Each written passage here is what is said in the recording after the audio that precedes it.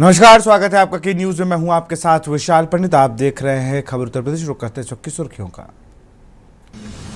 America उपराष्ट्रपति JD Vance का CM योगी ने गर्मजोशी से किया स्वागत। उपराष्ट्रपति को पुष्पगुच्छ देकर किया स्वागत। विधानसभा अध्यक्ष सतीश महाना शुभम द्विवेदी के घर पहुंचे। महाराजपुर के हाथीपुर में है शुभम द्विवेदी का घर। शोकगुल परिजनों से भेंट कर सांत्वना दी। डीएम जितेंद्र सिंह और पुलिस कमिश्नर अखिल कुमार पहुंचे। पुलिस कमिश्नर और जिलाधिकारी ने जताया शोक, हर संभव मदद की बात कही। लखनऊ में कांग्रेस कार्यालय में बैठक सभी शहर और जिलाध्यक्षों की होगी बैठक। लोधेश्वर महादेव मंदिर में काशी विश्वनाथ कॉरिडोर की तर्ज पर बनने जा रहा है भव्य कॉरिडोर। मुख्यमंत्री योगी आदित्यनाथ का ट्वीट हो गया। आरटीओ ने किया आरटीओ कार्यालय बाराबंकी का निरीक्षण। कार्यालय में पारदर्शिता सुनिश्चित करने के दिए निर्देश। एचएसआरपी वाहनों पर तुरंत कार्रवाई के दिए निर्देश।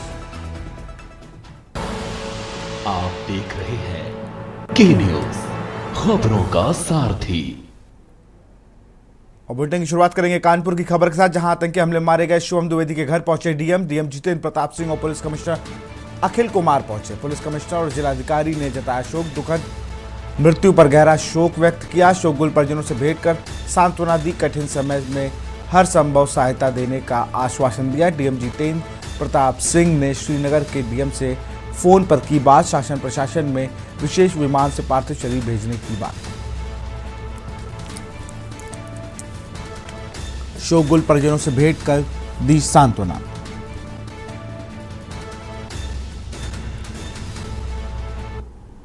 जी, ये बहुत ही दुखद घटना है। हमारे कानपुर के आतंकवादियों के हाथों निर्मम हत्या हुई है और इस पर सभी लोग दुखी हैं। बहुत प्रधानमंत्री जी ने शोक व्यक्त किया। माननीय मुख्यमंत्री जी बहुत दुखी थे और सवेरे उन्होंने मुझे भी फोन से परिवार का हालचाल लिया।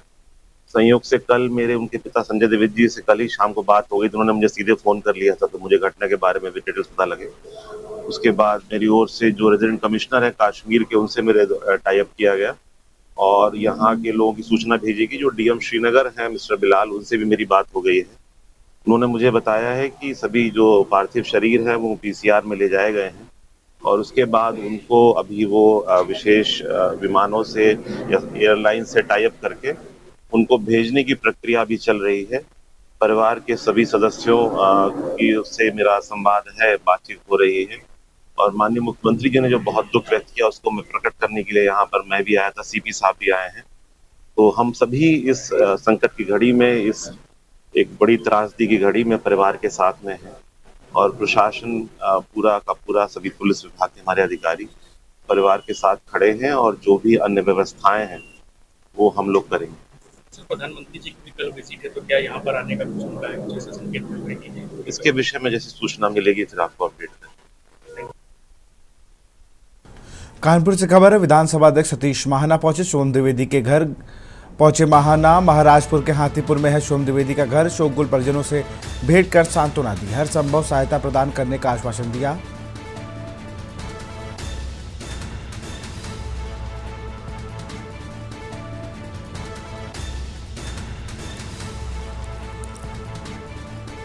शोकगुल परिजनों से भेंट कर सांत्वना दी।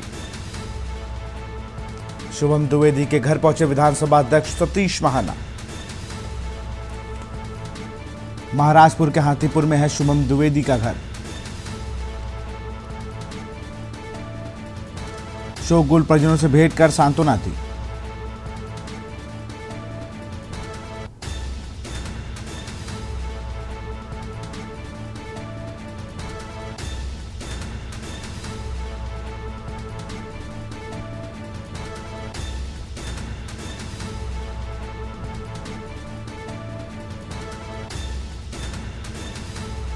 महाराजपुर के हाथीपुर में है शुभम द्विवेदी का घर।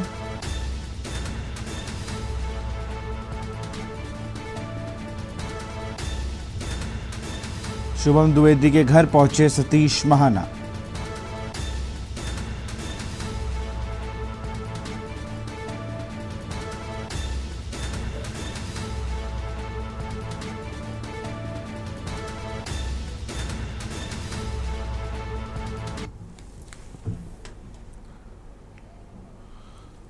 दिल्ली से खबर है, शाम 6 बजे सीसीएस की होगी बड़ी बैठक। पीएम मोदी लेंगे सीसीएस की बैठक। सीसीएस बैठक में जवाबी कार्रवाई की बनेगी रणनीति। रक्षा मंत्री राजनाथ सिंह बैठक में होंगे शामिल। ताज़ा हालात की जानकारी लेंगे पीएम मोदी। गृह मंत्री अमित शाह, विदेश मंत्री बैठक में रहेंगे। पीएम मोदी लेंगे सीसीएस की बैठक।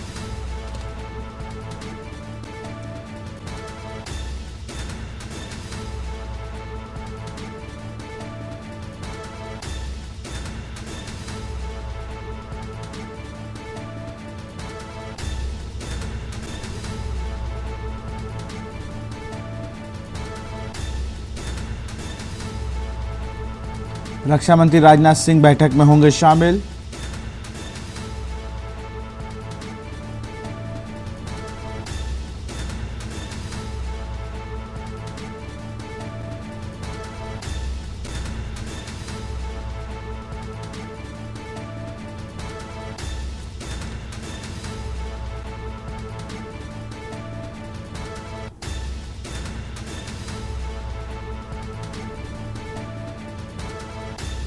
सीसीएस की बैठक में जवाबी कार्रवाई की बनेगी रणनीति। रक्षा मंत्री राजनाथ सिंह बैठक में होंगे शामिल।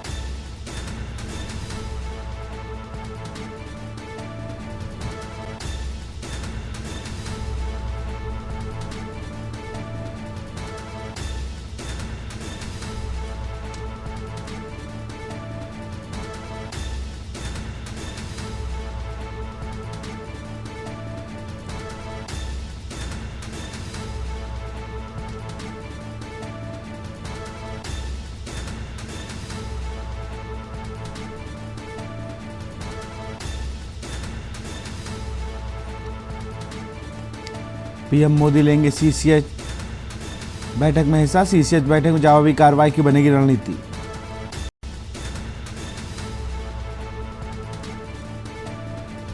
और इसी कर अधिक जानकारी के साथ विशेष संवाददाता अखिलेश सिंह हमारे साथ। अखिलेश, अगर बात करें सीसीएस की बैठक होगी शाम को और बड़ी रणनीति तैयार की जाएगी।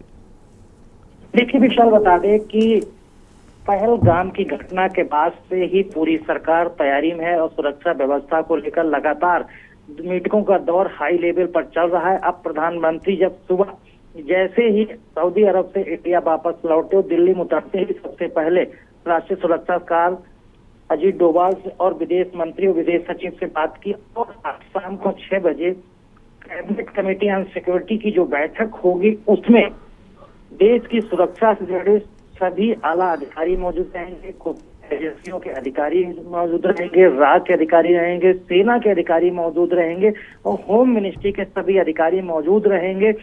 जो अंतरराष्ट्रीय सीमा यानी भारत की जो सीमा है उसको लेकर और भारत में जो खासकर आतंक विरोधी अभियानों के खिलाफ जो टीम देखती है वो सभी अधिकारी इस बैठक में शामिल होंगे। और इस बैठक में चर्चा के बाद केंद्र सरकार कोई भी बड़ा फैसला ले सकती है कि आखिरकार किस चूक के साथ यहाँ पर दहशतगर्दों ने अपने मंसूबों को अंजाम दिया, कैसे दहशतगर्द वहां पर पहुंचे, कैसे दहशतगर्दों ने आतंकवादी घटना को अंजाम दिया, इस पर मंथन होगा। कहाँ चूक हुई, कहाँ पर ये कमी रह गई जिसकी वजह से वो वहां तक पहुंचने में कामयाब हुए, उन्होंने पर्यटकों को निशाना बनाया।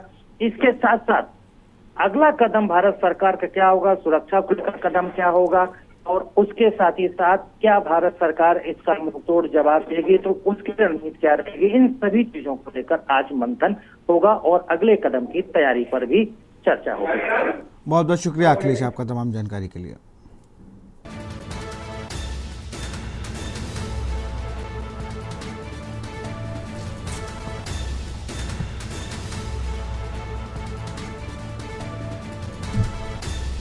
दिल्ली से खबर, शाम 6 बजे सीसीएस की होगी बड़ी बैठक।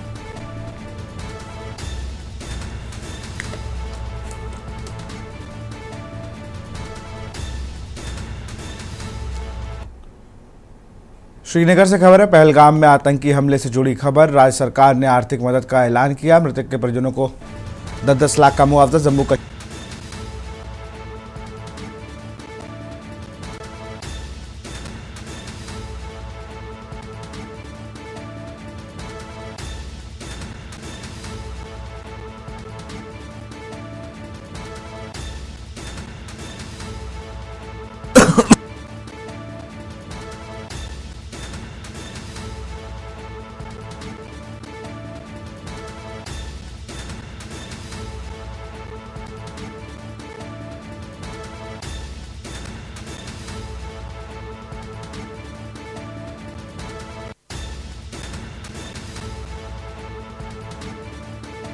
जम्मू कश्मीर सरकार ने मदद का ऐलान किया।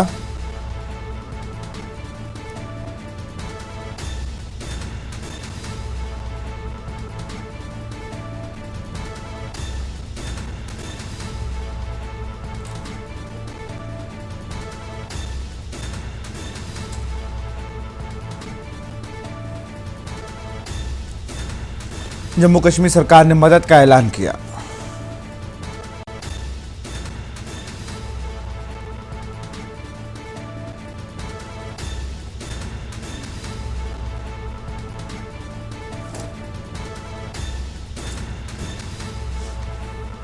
मृतक के परिजनों को 10-10 लाख रुपए मुआवजा।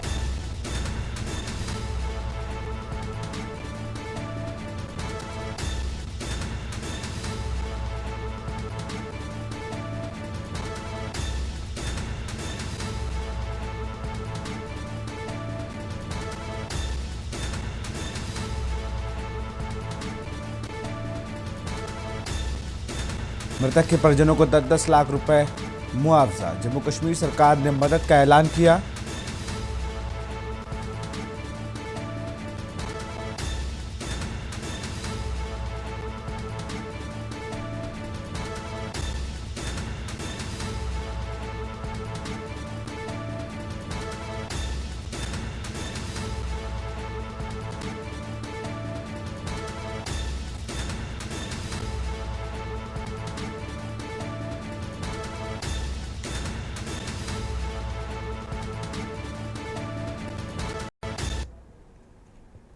और इसी बीच बड़ी खबर आपको बता रहे हैं, पीएम मोदी का कानपुर दौरा रद्द। पहलगाम में आतंकी हमले के बाद पीएम का दौरा रद्द।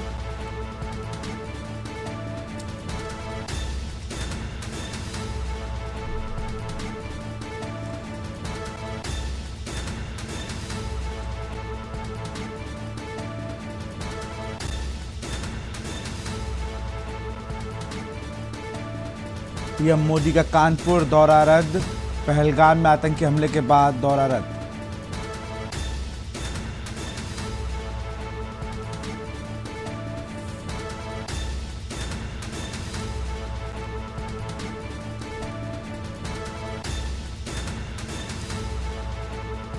पीएम मोदी का कानपुर दौरा रद्द।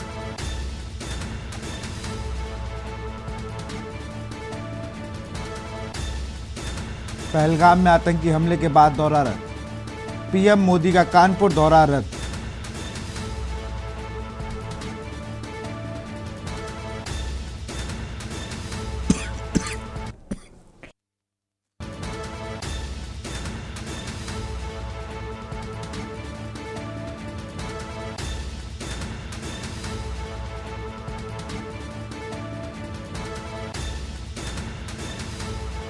पीएम मोदी का कानपुर दौरा रद्द। पहलगाम में आतंकी हमले के बाद पीएम का दौरा रद्द।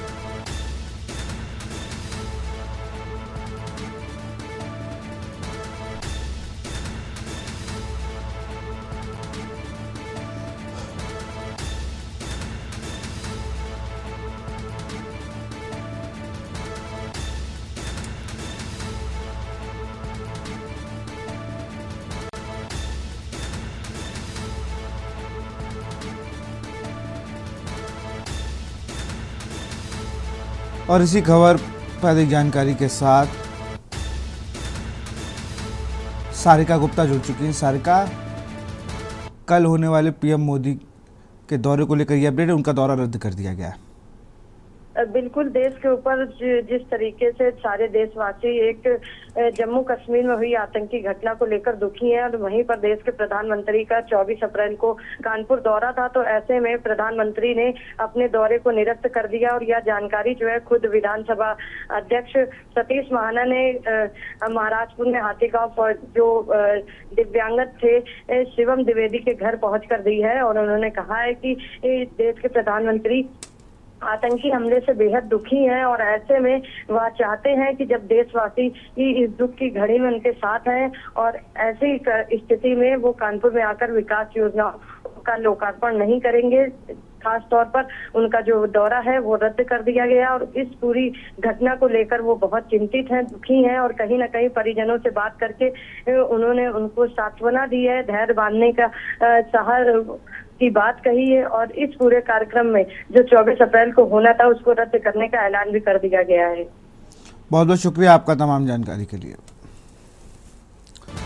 तो पीएम मोदी का कानपुर दौरा रद्द। पहलगाम में आतंकी हमले के बाद पीएम का दौरा रद्द।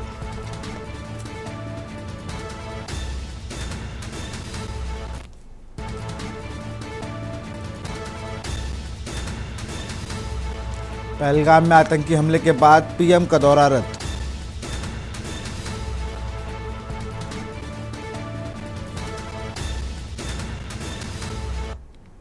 हमीरपुर से खबर है, तेज रफ्तार का फिर दिखा कहर। स्कॉर्पियो गाड़ी ने अनियंत्रित होकर डिवाइडर से टकराई, हादसे में सिपाही हुआ घायल। स्थानीय लोगों ने इलाज के लिए भेजा जिला अस्पताल। जिला अस्पताल पहुंचने से पहले रास्ते में ही सिपाही ने तोड़ा दम। सिपाही की मौत से परिजनों में मचा कोहराम। ललितपुर में तैनात था सिपाही। आरन कुरारा थाना क्षेत्र के झलकोर के पास स्टेट हाईवे 91 की पूरी घटना। जिला अस्पताल पहुंचने से पहले रास्ते में ही सिपाही ने तोड़ा दम।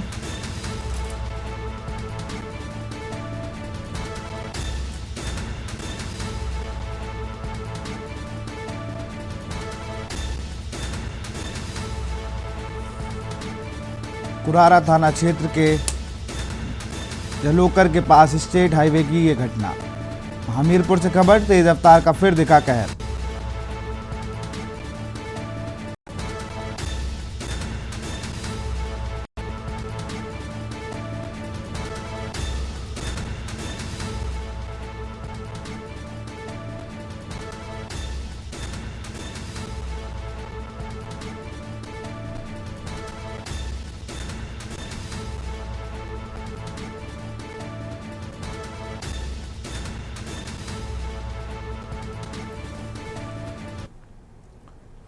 बाराबंकी से खबर, आरटीओ ने किया एआरटीओ कार्यालय बाराबंकी का निरीक्षण। कार्यालय में पारदर्शिता सुनिश्चित करने के दिए निर्देश। एचएसआरपी न लगे वाहनों पर तुरंत कार्रवाई के आदेश। निजी वाहनों के व्यावसायिक उपयोग पर सख्ती। वाहन स्वामियों से नियमों का पालन करने की अपील। अभिभावकों से अनुरोध, बच्चों को समय से पहले वाहन न दें। सड़क सुरक्षा नियमों के प्रति जागरूकता बढ़ाने पर जोर। सोशल मीडिया के जरिए परिवहन विभाग की जानकारी साझा। फिटनेस खत्म, स्कूल वाहनों पर होगी सख्त कार्रवाई।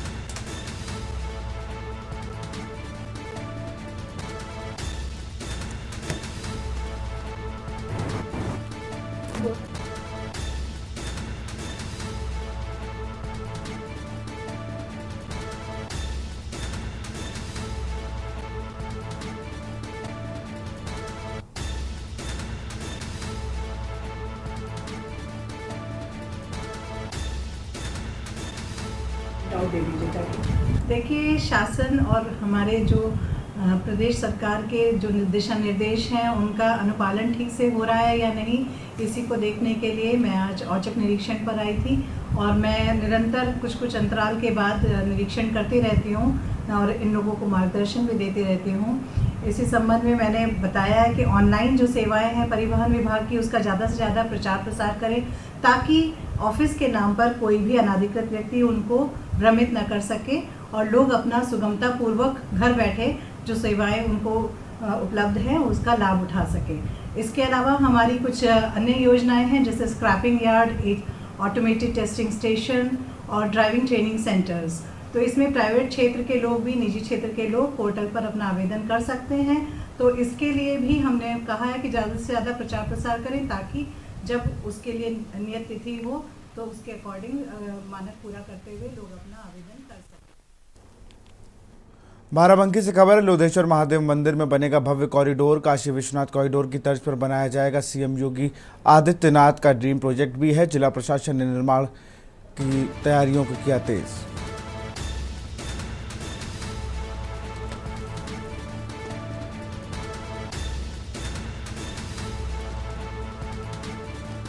सीएम योगी आदित्यनाथ का ड्रीम प्रोजेक्ट भी है।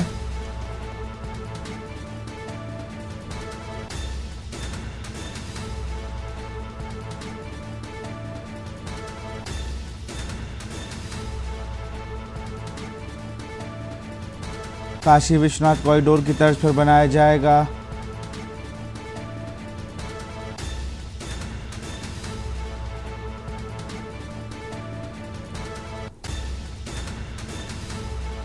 जिला प्रशासन निर्माण कार्य की तैयारियों को तेज किया। उत्तर प्रदेश के मुख्यमंत्री योगी आदित्यनाथ का ड्रीम प्रोजेक्ट अब अपने मूल स्वरूप को पाने की ओर अग्रसर है। हम बात कर रहे हैं बाराबंकी के महाभारत कालीन प्राचीन लोधेश्वर महादेव मंदिर की, जिसके वो काशी विश्वनाथ की तर्ज पर कॉरिडोर के रूप में विकसित करे जाने की कवायद शुरू हो चुकी है।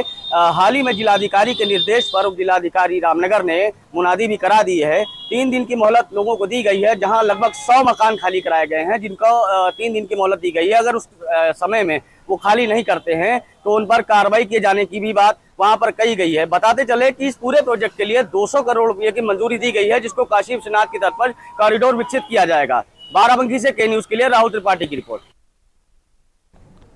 संघ लोक सेवा आयोग यूपीएससी ने सिविल सेवा परीक्षा का रिजल्ट जारी कर दिया है, जिसमें सहारनपुर के इंस्पेक्टर नरेंद्र कुमार यादव के बेटे यूपीएससी में चयन हुआ है, जिसे लेकर परिवार और क्षेत्र में खुशी का माहौल है। इस सिविल परीक्षा में इंस्पेक्टर के पुत्र कुणाल यादव 475वीं रैंक मिली है। कुणाल पूर्व में यूपीएससी की परीक्षा दे चुके हैं और वे वर्तमान में उत्तराखंड के हरिद्वार जनपद में पीछे अधिकारी के रूप में लघु एवं सूक्ष्म उद्योग विभाग में असिस्टेंट डायरेक्टर के रूप में अपनी सेवाएं दे रहे हैं। कुणाल के पिता नरेंद्र यादव वर्तमान में जनपद मुजफ्फरनगर के खतौली कोतवाली में अतिरिक्त प्रभारी निरीक्षक के पद पर नियुक्त है।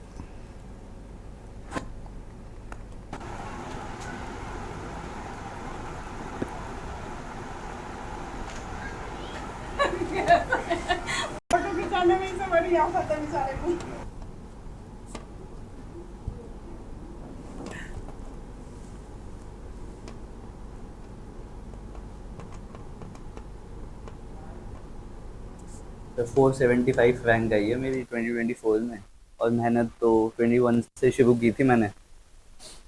अब वही है, मतलब over the period of time जो भी गलतियाँ हुई फिर उनसे सीख के थोड़ा बहुत इम्प्रूवमेंट किया। इतना कोई कॉन्शियसली तो मैंने ध्यान दिया नहीं था क्या चल रहा है, तो बेसिकली यही था। आपके फादर भी यूपी पुलिस में है, क्या उनसे प्रेरणा मिली? किस तरीके से प्रेरणा मिली है आपको?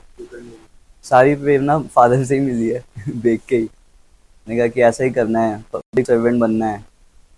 पता नहीं था बन पाऊंगा, पर ये था कि बनना है। और फिर मम्मी फादर का बहुत रोल है। आपका नाम? मेरा नाम पूनम यादव है। जी, सुपुत्र आपके यूपीएससी में आज पास आउट हुए हैं, कैसा लग रहा है? बहुत अच्छा लग रहा है, सपना था मेरा। इस तरीके की तैयारियां थी क्या? तैयारियां तो इसने अपनी तरफ से तो काफी मेहनत की, पर ये नहीं है कि खाली पढ़ाई के लिए रहा हो। भरपूर सोया भी है, भरपूर एंजॉय भी किया है, घूमने भी प्रॉपर गया है। कोई ऐसा काम इसने छोड़ा ही नहीं जो इसने ना किया हो, लेकिन जब मेहनत की तो पूरी रात की। मैं उत्तर प्रदेश पुलिस में हूँ, और मैं तो आपको पता है कि उत्तर प्रदेश पुलिस में बच्चों पे ध्यान बहुत कम दिया जाता है। वो उसकी माँ की मेहनत है, बच्चे की मेहनत है। मैंने तो उसे गाइडेंस ही किया है, लेकिन बच्चे की अपनी मेहनत है। वो पहले से ही बहुत होनहार बच्चा था, लिहाजा इसलिए उसकी माँ ने उसे जैसे मोटिवेट किया वैसे ही उसने अपने आप को उसमें ढाला। कुणाल क्या बचपन से? तो फिलहाल खबर उत्तर प्रदेश में इतना ही। देखते रहिए के न्यूज इंडिया। नमस्कार।